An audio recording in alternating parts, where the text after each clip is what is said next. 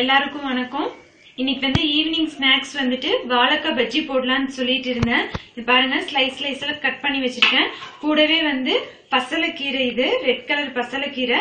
இதுல பஜ்ஜி போட்டா செம டேஸ்டா இருக்கும். இதுக்கு முன்னாடியே ஒரு தடவை அப்லோட் பண்ணிருக்கேன். இன்னைக்குதான் வந்து கற்பூரவல்லியில வந்துட்டு பஜ்ஜி போடலாம்னு சொல்லிட்டு இருக்கேன். இது சளிக்கு ரொம்ப நல்லது. டெய்லியும் ஒரு லீவ்ஸ் ஆட்டு சாப்பிட்டுட்டு வந்தா நெஞ்சு சளி கட்டாதுன்னு சொல்லுவாங்க.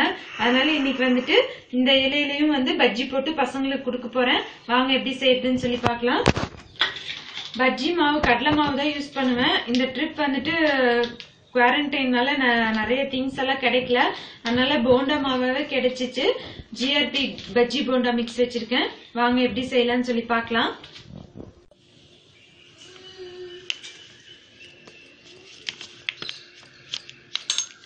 தண்ணி லைட்டா விட்டு கட்டி இல்லாம கரைச்சிக்கலாம்.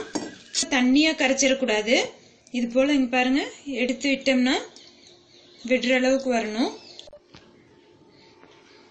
பாருங்க, இப்படி முக்கி எடுத்தா மாவு வந்து அதுல ஒட்டி இருக்கணும். எண்ணெய் நல்லா சூடாயிடுச்சு. இப்ப போட்டு எடுத்துக்கலாம்.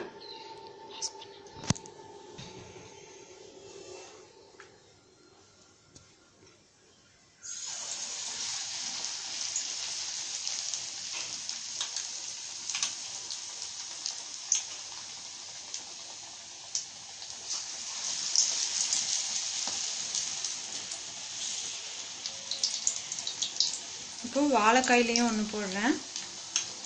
மூணுத்துலேயுமே ஒன்று போட்டேன்.